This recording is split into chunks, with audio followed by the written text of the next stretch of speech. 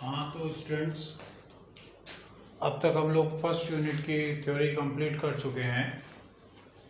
अभी उसमें और भी प्रॉब्लम्स हैं, कुछ न्यूमेरिकल प्रॉब्लम्स हैं, कुछ कॉन्सेप्चुअल प्रॉब्लम्स हैं। उनको मैं एक अलग लेक्चर में डिस्कस करूँगा। फिलहाल हम आगे बढ़ते हैं। अब हम सेकंड यूनिट की ओर पढ़ने से पहले, सेकंड यूनिट को पढ़ने से पहले, या हम ये कहें कि हमारे जो 12th का सिलेबस है उसमें 60% जो पार्ट है वो इलेक्ट्रिक फील्ड और इलेक्ट्रिक चार्ज पर बेस्ड है। जो 12th की यूनिट है उसका 50% पार्ट इलेक्ट्रिक फोर्स और इलेक्ट्रिक चार्ज पर बेस्ड है। इलेक्ट्रिक फील्ड है, इलेक्ट्रिक चार्ज है। तो उसके ये जो चैप्टर है हमारे, ये जो यूनिट फर्स्ट यूनिट है वो उसका बेस है। तो जिन्होंने इसके बहुत छोटे छोटे कॉन्सेप्ट्स को नहीं समझा होता, बहुत छोटे छोटे कॉन्सेप्ट्स हैं, उनको समझना बहुत ज़रूरी है, उनको याद रखना बहुत ज़रूरी है, क्योंकि वही आगे के बड़े कॉन्सेप्ट्स में यूज़ हो रहे हैं, वही आगे की न्यूमेरिकल प्रॉब्लम्स में यूज़ हो रहे हैं, आगे के टॉपिक में यूज़ हो रहे हैं। तो बच्चों को उन टॉपिक को क्लियर करना बहुत ज़रूरी है कि यहाँ से देखो चैप्टर बहुत काफ़ी कुछ यूनिट में हमने पढ़ा, बहुत बड़ी यूनिट से काफ़ी कुछ यूनिट में हमने पढ़ा। अब उसका एक सार लेके जो हमारे आगे काम आना है, आगे के चैप्टर्स में जो यूज़ होना है, हम उसको लेके चले, क्योंकि बहुत सारी चीज़ें होती हैं उसमें, कुछ का हमारे आगे के चैप्टर्स में यूज़ नहीं हो रही हैं, कुछ हो रही हैं। तो उसमें तुम्हें वो हमें ही बताना पड़ेगा कि हाँ भाई देखो ये चीज़ आगे यूज़ होंगी। तो उस कॉन्सेप्ट को क्लियर करना यहाँ भी जरूरी है। एक समरी लेके हम आगे बढ़े यहाँ से उसी में। तो अब हम यहाँ पर ये जो लेक्चर है वो हमारा फर्स्ट यूनिट की समरी के तौर पर है। समरी का मतलब ये होगा कि हम उन टॉपिक्स को केवल बात कर रहे हैं जो कि आगे यूज होने हैं। क्या है उनको हम देखेंगे। तो देखो ये जो यूनिट हम इलेक्ट्रोस्टैटिक्स की बात कर रहे हैं,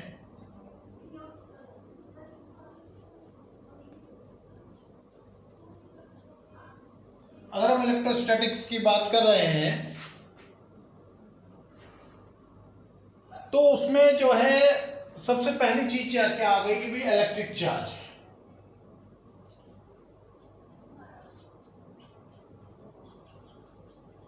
इसके बच्चे इसको जो चीज यहां बताई जा रही है उसे नोट भी करेंगे जरूर एक कॉपी पे, क्योंकि इसके नोट्स मैं तुम्हें फॉरवर्ड नहीं करूंगा, इसके नोट्स नहीं हैं, कोई ऐसे नोट्स नहीं है, तो मैं अपनी तरफ से समझाता हूं उसे।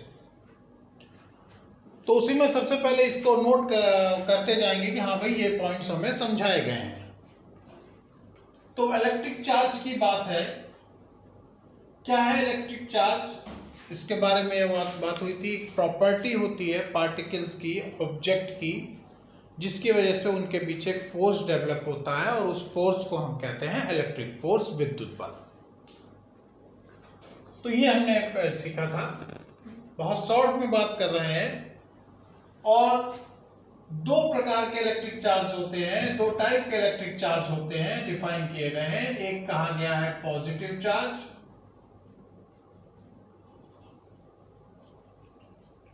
और दूसरा है नेगेटिव चार्ज।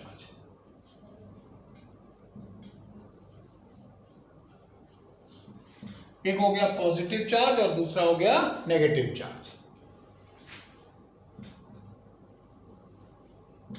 जो नेक्स्ट पॉइंट हमें डिस्कस करना है, चार्जिंग का रीजन क्या है, कोई भी बॉडी चार्ज क्यों होती है।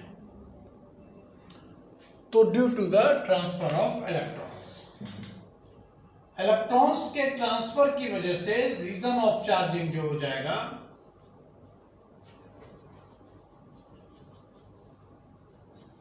Transfer of electrons.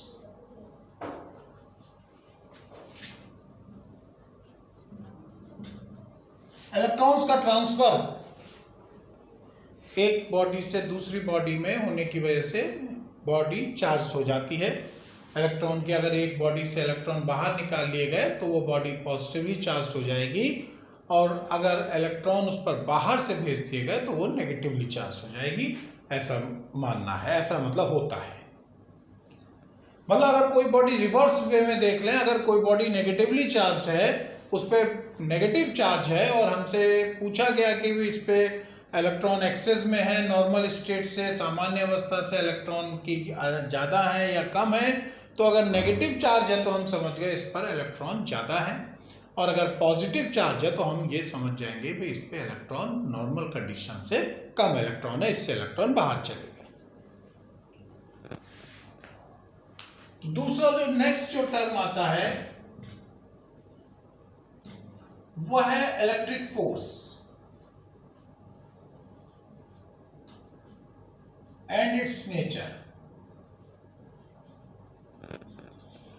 इलेक्ट्रिक विद्युत बल और उसका नेचर कैसा होगा,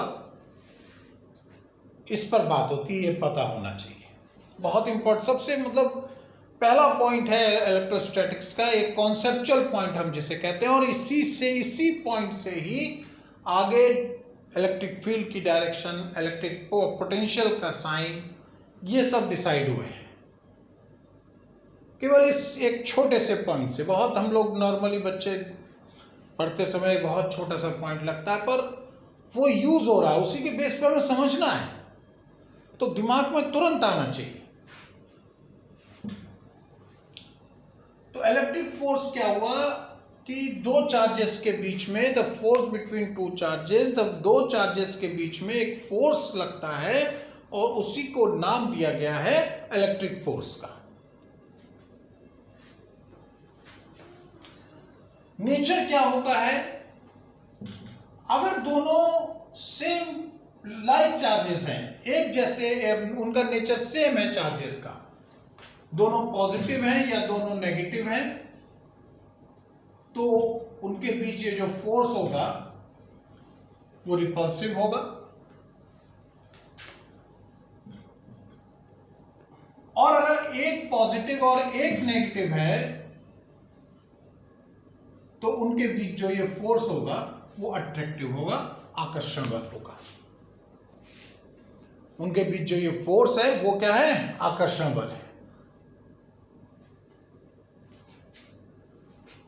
मतलब नेचर क्या हो गया इसका, अट्रैक्टिव भी होता है, कहने का मतलब ये हो गया कि जो इलेक्ट्रिक फोर्स है वो अट्रैक्टिव भी होता है और रिपल्सिव भी होता है।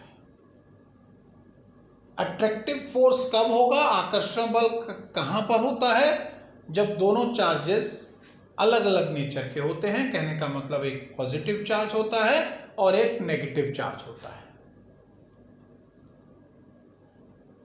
रिपल्सिव कहां पर होता है, जब दोनों चार्जेस सेम नेचर के होते हैं, या तो दोनों पॉजिटिव होंगे या दोनों नेगेटिव होंगे। तो इसका जो नेचर है वो अट्रैक्टिव और रिपल्सिव दोनों होता है।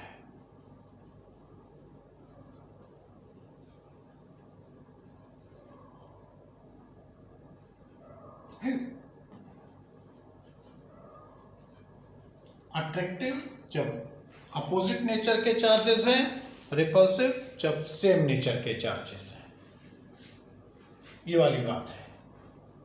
और क्या बात हमें मालूम है इसके बारे में, एक जो इंपॉर्टेंट बात है कि कंजर्वेटिव फोर्स है।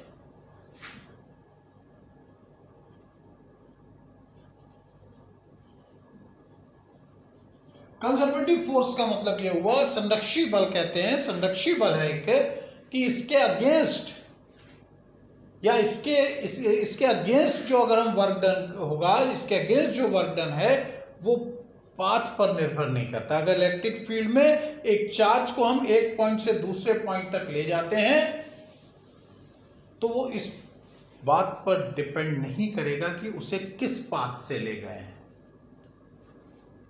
चाहे किसी भी पाथ से ले जाएं, घुमा के ले जाएं, सीधे ले जाएं, वृत्ताकार पथ पे ले जाएं, सर्कुलर पाथ पे ले जाएं, ट्रायंगुलर पाथ पे ले जाएं, जैसे भी ले जाएं, वर्क डन सब में सेम होगा।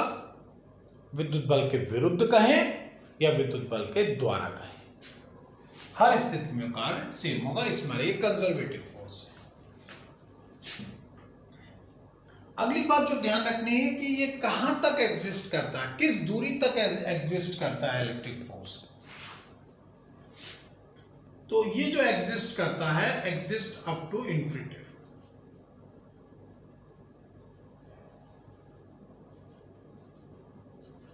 इन्फिनिटिव तक एग्जिस्ट करता है, अर्थात कहने का मतलब हुआ कहीं भी ये जीरो नहीं होगा,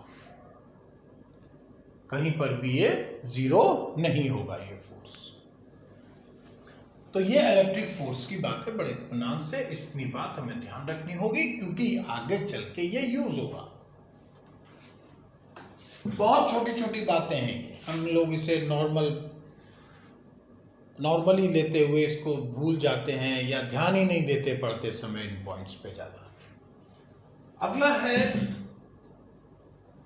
अब बात आती है इलेक्ट्रिक फील्ड की।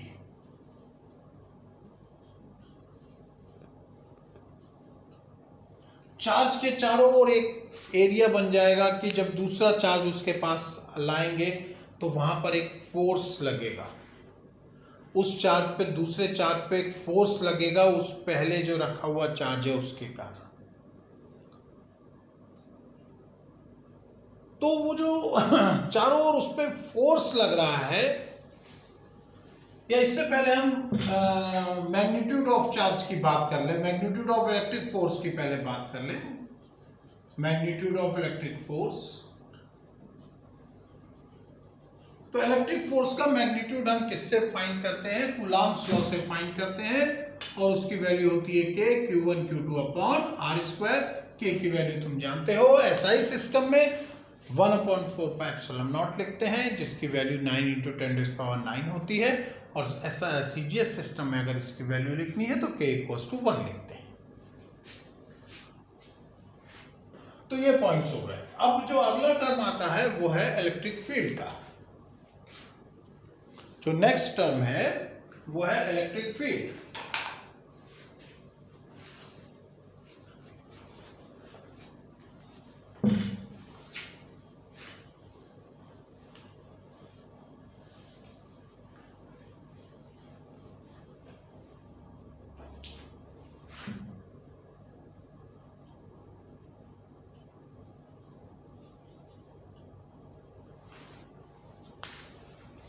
इलेक्ट्रिक फील्ड क्या है कि भाई कोई चार्ज है,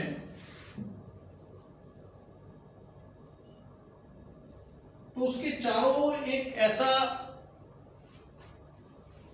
एरिया होगा कि उसमें अगर कोई दूसरा चार्ज ले जा रहे हो तो उस पर एक फोर्स लगेगा। तो उस एरिया को, मतलब इलेक्ट्रिक फील्ड एक नॉर्मल, कहीं भी ऐसे नहीं कि इलेक्ट्रिक फील्ड है, ये निश्चित है कि वहां पर एक चार्ज होगा और उस चार्ज के उसी के चारों ओर एक इलेक्ट्रिक फील्ड होगा। मतलब अगर कहीं पर रिवर्स ऑर्डर में ले लें कि अगर कहीं इलेक्ट्रिक फील्ड है तो ये निश्चित है कि वहां पर इलेक्ट्रिक चार्ज होगा, बिना इलेक्ट्रिक चार्ज के इलेक्ट्रिक फील्ड नहीं होता। तो इलेक्ट्रिक फील्ड क्या हुआ कि चार्ज के चारों ओर का एक ऐसा एरिया जिसमें अगर कोई हम दूसरा चार्ज ले जाएंगे तो वो एक इलेक्ट्रिक फोर्स महसूस करेगा, उस पर एक इलेक्ट्रिक फोर्स लगेगा, उस एरिया को हम कह देते हैं इलेक्ट्रिक फील्ड। क्लियर होना चाहिए बच्चों को इलेक्ट्रिक फील्ड की बात। मतलब इलेक्ट्रिक वर्ड आ गया तो समझ जाओ यहां पर चार्ज की ही बात हो रही है, चार्ज से रिलेटेड टर्म्स की ही बात हो रही है। अब जो अगला टर्म आता है वो है इसमें स्ट्रेंथ ऑफ इलेक्ट्रिक फील्ड।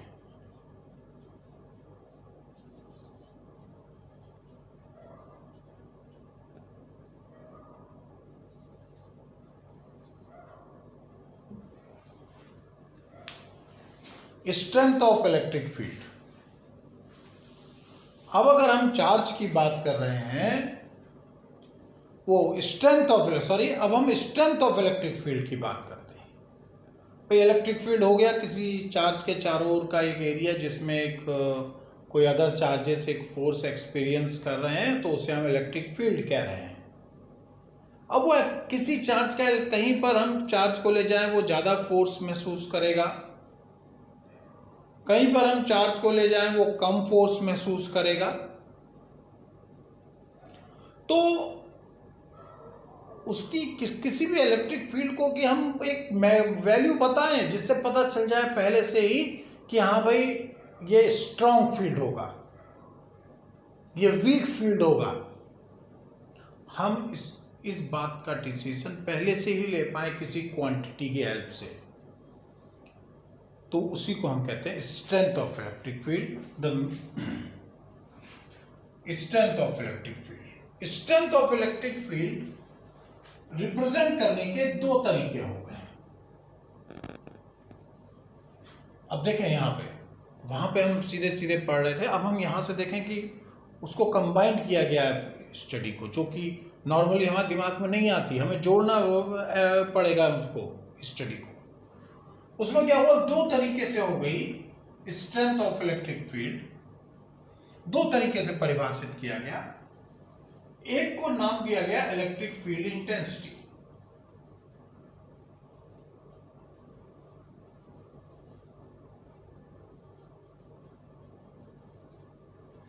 एक को नाम दिया गया इलेक्ट्रिक फील्ड इंटेंसिटी। इसमें हम इलेक्ट्रिक फील्ड की ताकत को, उसकी स्ट्रेंथ को फोर्स की हेल्प से मेजरमेंट करते हैं। कोई इलेक्ट्रिक फील्ड हमारे पास है, हमें उसकी स्ट्रेंथ पता करनी है किसी पॉइंट पर, तो वहां पर हम एक इलेक्ट्रिक चार्ज ले जाएंगे, टेस्ट चार्ज ले जाते हैं वैसे तो नॉर्मली, हम इन जनरल बात कर रहे हैं, वहां पर हम इलेक्ट्रिक चार्ज ले जाएंगे, उस पर फोर्स देखेंगे कितना लग रहा है। अगर किसी फील्ड में फोर्स ज्यादा लग रहा है, किसी दूसरे फील्ड में उसी चार्ज पे फोर्स कम लग रहा है, तो पहले वाले को हम कहेंगे भाई इसकी स्ट्रेंथ तो ज्यादा है, दूसरे वाले को हम कहेंगे कि इसकी स्ट्रेंथ कम है। तो ये फोर्स की हेल्प से जो हम मेजरमेंट करते हैं स्ट्रेंथ का, उसको हम कहते हैं इलेक्ट्रिक फील्ड इंटेंसिटी। इसका जो सिंपल सा एक फॉर्मूला है, E = F/Q0 से डिफाइन करते हैं। और एक और जो दूसरा मेथड जो स्ट्रेंथ को रिप्रेजेंट करने का है, वो है इलेक्ट्रिक पोटेंशियल।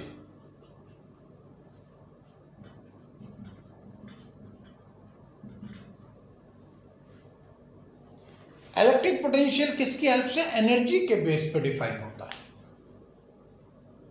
कि उस इलेक्ट्रिक चार्ज के कारण जो उसके चारों ओर एक इलेक्ट्रिक फील्ड डेवलप हो गया, उसके किसी पॉइंट पे एनर्जी कितनी है, इलेक्ट्रिकल एनर्जी कितनी है। अब उसको मतलब एनर्जी के बेस पे, वहां पे भाई अगर चार्ज ना होता, वहां कोई एनर्जी, इलेक्ट्रिकल से रिलेटेड कोई एनर्जी नहीं थी, चार्ज होने की वजह से वहां पर एक उसके चारों ओर एक इलेक्ट्रिक फील्ड डेवलप हो गया, और उस इलेक्ट्रिक फील्ड में उन डिफरेंट पॉइंट्स पे एक एक्स्ट्रा एनर्जी डेवलप हो गई। उस एनर्जी के बेस पे जो हम डिफाइन करते हैं, उसको नाम दिया गया इलेक्ट्रिक पोटेंशियल का। इसको हम कैसे मेजरमेंट करते हैं, उसको मेजरमेंट करते हैं कि कोई चार्ज है, टेस्ट चार्ज है, पहले वो इलेक्ट्रिक फील्ड के बाहर था तो उसके अंदर कोई इलेक्ट्रिकल एनर्जी नहीं थी, और जब हम उसे इलेक्ट्रिक फील्ड के अंदर ले गए उस पॉइंट पर, तो उसकी एनर्जी में क्या चेंजेस आए, उसकी एनर्जी इंक्रीज हो गई, उसकी एनर्जी डिक्रीज हो गई, उससे हमें उस पॉइंट की स्ट्रेंथ का मेजरमेंट करेंगे। अगर हम इसको देखें तो हमारी जनरल लाइफ में यही इन्वॉल्व है, और इसको डिफाइन किया गया है V = W/Q0 से। ये वेक्टर क्वांटिटी है, ये वाली हमारी इलेक्ट्रिक फील्ड इंटेंसिटी, और ये स्केलर क्वांटिटी।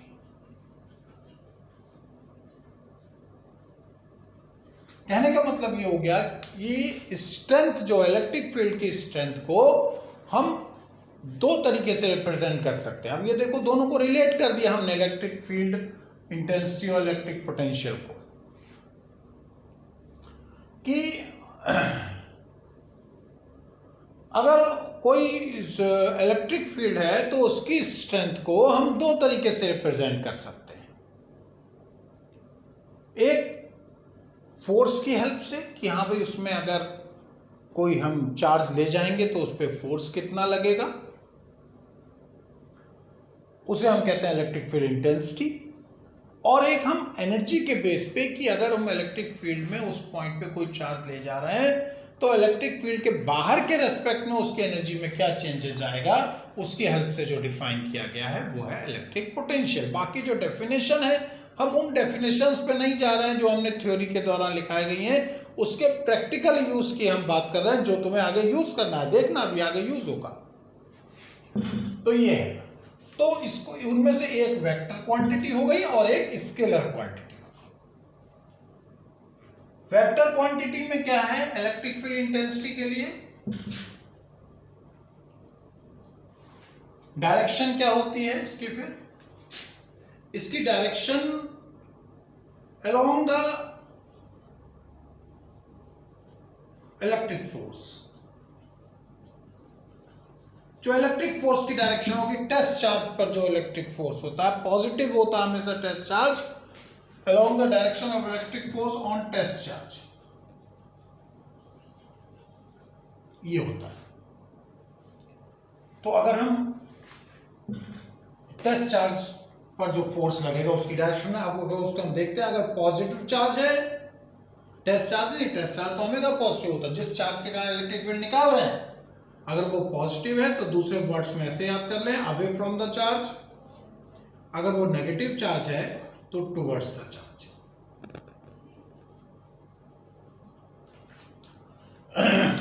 ये भी बहुत अच्छी तरीके से याद रखना है कि इलेक्ट्रिक फील्ड इंटेंसिटी की डायरेक्शन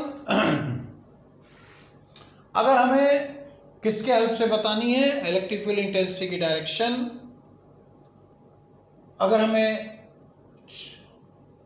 चार्जेस के बेस पे बतानी है कि हाँ भाई पॉजिटिव चार्ज है, नेगेटिव चार्ज है, डायरेक्शन क्या होगी, तो due to positive charge away from the charge, धनावेश के कारण, पॉजिटिव चार्ज के कारण आवेश से दूर की ओर, और नेगेटिव चार्ज के कारण आवेश की ओर।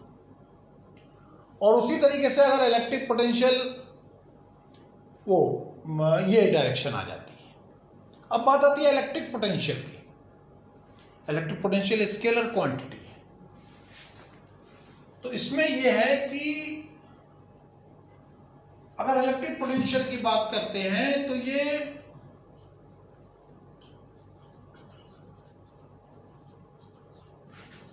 ड्यू टू पॉजिटिव चार्ज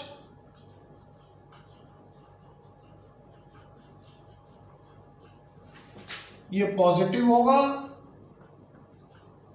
और ड्यू टू नेगेटिव चार्ज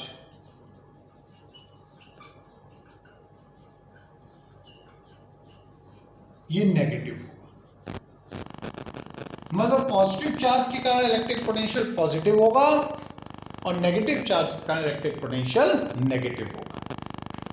अब जो ये इलेक्ट्रिक पोटेंशियल है ये हमारी जनरल लाइफ में, प्रैक्टिकल लाइफ में ज्यादा इन्वॉल्व है। कैसे, जो हम लोग नॉर्मली वोल्टेज कहते हैं, एक्चुअल में ये इलेक्ट्रिक पोटेंशियल है। लो वोल्टेज है तो हमें कोई प्रॉब्लम नहीं है, हम लो वोल्टेज से नहीं घबराते। अगर हाई वोल्टेज है तो हम उससे घबराते हैं।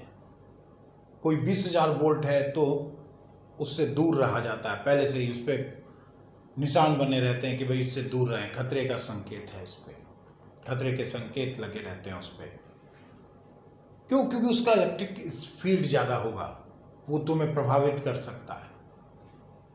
तो वो वोल्टेज जिसे हम कहते हैं वो एक्चुअल में क्या है, इलेक्ट्रिक पोटेंशियल है। ये हमारी जनरल लाइफ में ज़्यादा इन्वॉल्व है।